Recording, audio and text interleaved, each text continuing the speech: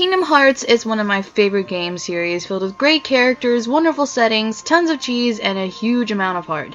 Kingdom Hearts 3 is the game that us KH fans have been clamoring for ever since Kingdom Hearts 2 was released back in 2006 stateside. Now that KH3 has been in development for some years, we are getting closer and closer to a release. But since we're a good bit off, one way to pass our time is to speculate, and for a game full of locations and characters inspired by Disney, the Kingdom Hearts worlds are some of the funnest, most interesting things to speculate. So far we know of 3 worlds that are officially happening in KH3. Olympus, a tangled world titled the Kingdom of Corona, and a world based off Big Hero 6. As we draw near to KH3's eventual release, more worlds will undoubtedly be announced, but for now it's fun just to wonder about all the possibilities ahead of us. So I decided to rank the top 15 new Disney worlds I think would be fun to see in Kingdom Hearts 3. Number 15, the Jungle Book World. For an extra party member, you'd probably have Mowgli, because he's the main character. As far as changing outfits, I think it would be kinda cute for Sora and the gang to wear jungle garb, but I don't think they would change costumes in this world. Heck, they might even turn into animals. Who knows? In terms of a boss fight, possibly Shere Khan, but I don't know how I feel about adult-sized Sora whacking a tiger with a keyblade. Animal cruelty and all. For those who don't know, a Jungle Book-inspired world was originally planned for Kingdom Hearts Birth by Sleep, but for unknown reasons, it was scrapped. I say, why not save a little bit of time and reuse some of those planned designs to make a Jungle Book-inspired world in KH3? While it would look a bit similar to the Tarzan world in the original Kingdom Hearts, King Louie's castle alone would make things look really interesting. Story-wise, I think it would be fun just to follow the film's storyline of trying to get Mowgli to civilization while traversing the oftentimes dangerous jungles of India. King Louie and Kaa could be mini-bosses for sure, and I think having Bagheera and Baloo by your side is definitely a lot of fun. Heck, I can even see them basing the world a little bit off the upcoming live-action version that is supposedly a bit closer to Rudyard Kipling's novel. In all, I think it'll just be a fun, action-packed world with some really fun characters. Plus, I think it would be kinda cute to have Louie or Baloo as summons that can defeat enemies with their dance skills. Number 14, the Sword in the Stone World. As for an extra party member, we definitely get Arthur. For an outfit change, I think it would be really cool for Sora and the gang's clothes to change into medieval versions of the regular clothes. For a boss, we definitely get Madame Mim. If you've watched my Disney discussion video on the first part of the Golden Era, you would know that The Sword in the Stone is my least favorite Disney animated flick of the era. However, I can put my dislike for the movie aside when seeing which worlds would fit into the KH universe. We already have a connection to this world through the character Merlin, who has appeared in many Kingdom Hearts games, mostly in Radiant Garden or Hollow Bastion. My question, do we know he's from Radiant Garden? For the sake of this argument, I'm gonna say no. So, Sora and the gang go to Merlin's world to learn more about everyone's favorite elderly wizard, besides Dumbledore, of course. In the process, they run into Arthur and help the young boy realize his destiny of becoming Britain's most legendary king. What really makes this world fun, though, is the heavy use of magic. This is why Madame Mim, I believe, can be a really fun yet challenging boss. In the movie, she continually transforms into different beings. This could easily translate into a video game by making the boss fight go through 2 or 3 forms, sort of akin to Maleficent in the original Kingdom Hearts. Normal rules don't apply in this world. One minute Sora's himself, the next he's a fish. There's lots of stuff that the developers can do with this world, despite the movie itself being just kinda meh. Plus, because this world is so magic heavy, it would be the perfect place to learn magical abilities. Number 13, Pocahontas World. For an extra party member, you'd get Pocahontas. Duh. As for an outfit change, as cool as I think it would be to have Sora, Donald, and Goofy dress in either Native American or colonial English garb, it might be just as interesting to have them dressed in their regular clothes. They'll get some funny looks, that's for sure. Main boss would be Ratcliffe.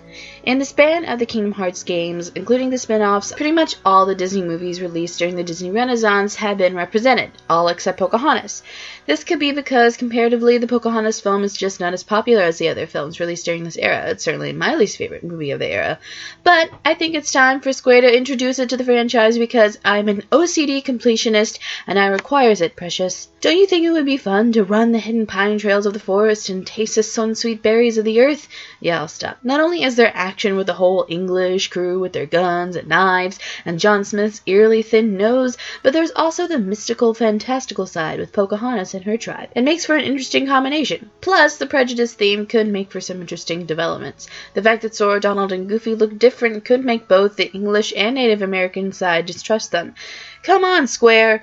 You've got every other movie from the Disney Renaissance. It's time to include this one. Plus, I think it would be neat for Grandmother Willow to teach Sora some magic like Cure or Arrow. Number 12, Dumbo World. For an extra party member, there probably won't be any. It would be kind of boring to fight alongside a main character who doesn't even talk, albeit he sure is adorable.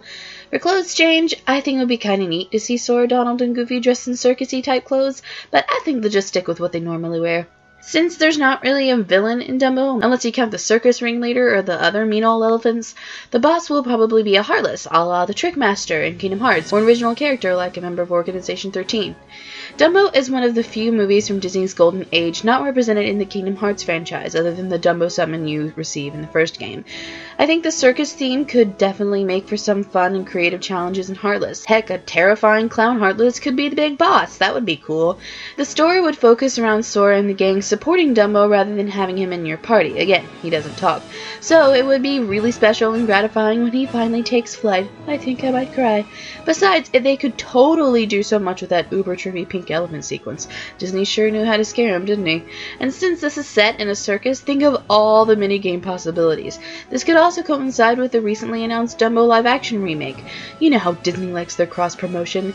And by the way, can we just not include the questionably racially insensitive crows? Thanks. Number 11, Atlantis, the Lost Empire World.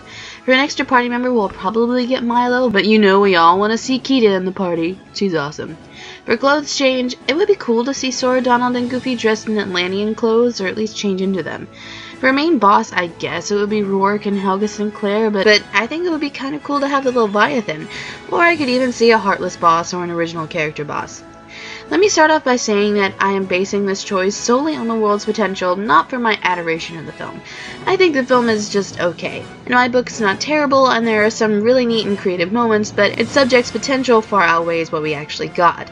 The whole lost city of Atlantis is absolutely captivating, and the mystery and mythos is what would make this world so cool. They really could do so much creative stuff with it. It would be a world I would love to explore. Just as an extra, I can totally see there being a race against the clock type minigame when Atlantis is crumbling. Number 10, Brave World. For an extra party member, of course we'd get Merida. While I think it would be kinda awesome seeing Sora in a kilt, I could see him and the gang not changing clothes either, but let's face it, Donald would rock that kilt like nobody's business. And of course Mordu would be the main boss. It's time Kingdom Hearts got a little Pixar in its life. For most of the 2000s, Pixar completely dominated the animation field, and so many great Pixar films have been released since Kingdom Hearts and Kingdom Hearts 2. It's time, Square Enix. It would feel really odd if Pixar gets the shaft in KH3. What better way to integrate Pixar than with this super mystical, action-packed world? Merida would definitely be one of the strongest female party members. This girl can kick serious butt. Wouldn't it be absolutely amazing cruising around the medieval Scottish countryside? Come on, this is a golden opportunity. There is so much potential in this world. Do it, Square! Do it! And OMG, I can totally see there being an adorable minigame involving Merida's three little bear brothers. I can also see another minigame in which you race Merida on Angus, her horse.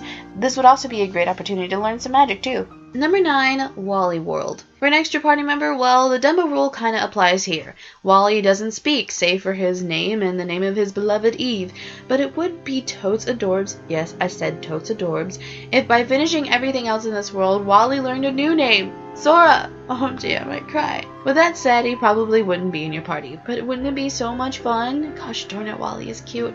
I love that little scamp. You probably won't change clothes either. Most likely Sora and the gang would keep their original outfits, but wouldn't it be cute if they turned into little robots? Really, aside from the humans, there isn't a villain in the movie. Even the humans are just painted as lazy conformists who really don't know what they're doing, but Wally brings them around. So the boss would just have to be a heartless boss or an original boss. If KH3 follows the KH2 model in which there are 2 stories in each world, then I can see the first story being us helping Wally going into outer space to find Eve, then the second story being us trying to help them get back to Earth. I don't know about you guys, but traveling into outer space with the cutest robot ever imagined sounds like a great idea to me. Plus, we haven't seen much space exploration before in a Kingdom Hearts game. Space combined with a PS4 graphics sounds like a winner to me. Besides, it would be cool to see both the space side to Wally's story and the desolated Earth side. It would make things a bit different. Wally and Eve would also both make great summons, and adorable ones at that.